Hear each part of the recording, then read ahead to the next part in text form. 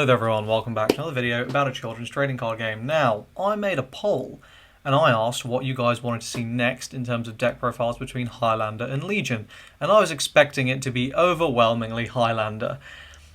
I was wrong, it was like 90% Legion, which isn't ideal because I haven't got a Legion list yet. I'll do one. It's just Highlander was kind of, it took sort of long enough, and that is fairly straightforward to build. You just work around the level limit. There is absolutely nothing straightforward about Legion, so I'm just putting that off until I have like 3 hours spare to build and test something. Yeah, anyway, Highlander's basically done though. This is a list I'm pretty happy with. It's I will say basically it's, you know, it's a one-off deck, so however you win, your opponent is going to say you sacked, so be prepared for that. But I will say also sometimes I do sack. The very first game I tried this game out, I somehow managed to get a turn 1 Daijinki out, which was pretty amazing. Anyway, let's get started with the deck profile. So I'm just going to go through each card and briefly explain why I run it.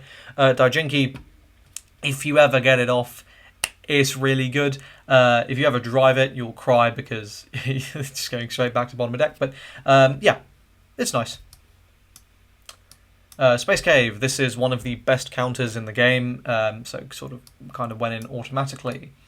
Utter Disappointment, instant inclusion because it's giving you more levels to play with. Elite Phantom Blackman. This is great if you see it without a Wonderverse on board, and amazing if you see it with a Wonderverse on board. It's just gonna, you know, give you lots of free value. It's just stonks. Like this thing as a 6/6/3 is probably the best level 2 in the game, and even as a 5/5/2, it's one of the best level 2s in the game. Grand Messer, I love this card. It's statted aggressively. Sometimes you can just get a burn for game. It's just super good. Yeah, like you're always happy when you see this. You're also always happy when you see a Darumageddon. This card is also amazing.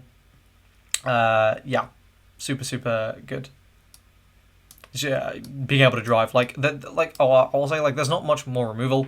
There's not that much removal in the format, so at the moment. So this is kind of always safe, and being able to just get value is really good.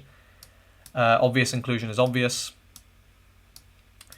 This is one of your negates. You're kind of forced to play most of them, but this is definitely a good one because even if you lose the rock, paper, scissors, it's still a flying shield, just for your own face. Good level 0. It's also a Crime Naught because I'm playing a lot of stuff for the Crime Naught synergy. You'll kind of see that here.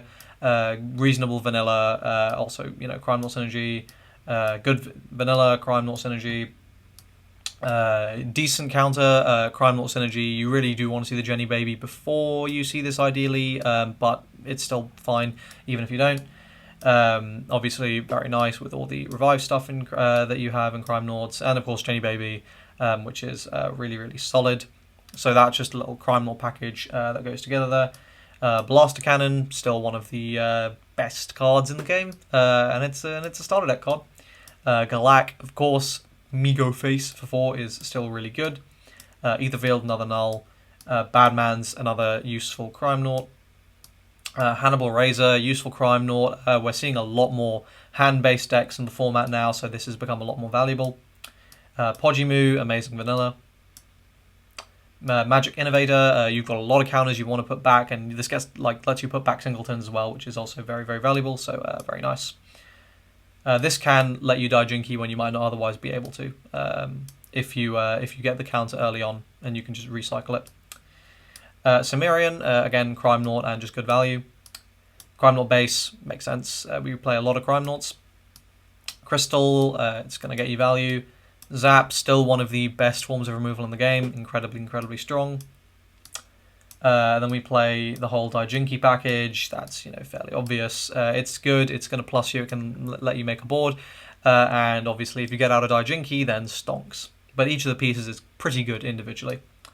This is just here to go fuck you to any night decks you go against. It's really good. Counters are really solid.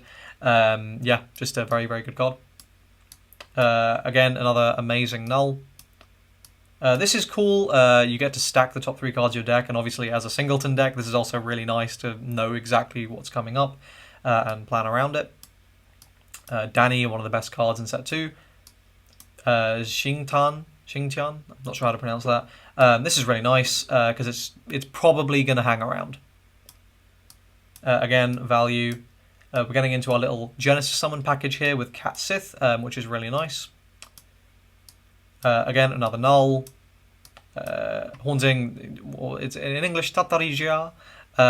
This is kind of mandatory, just to basically get more levels. Play more good cards. Thousand Year Cherry Tree, amazing card. Gashadokuro, amazing card. Kinomiya Koga, just an absolute staple, amazing, ridiculous card. Break Through the Enemy, really nice card here. Actually, I'll leave Koga out because I do want to talk about that. So Break Through the Enemy is a really nice card here. You get to buff your ruler, or you get to pop set or field cards, which is really good. It's just a very versatile card that's pretty much always valuable. Amazing stats and works well with Shiori. Really nice with Shiori. A solid defensive counter.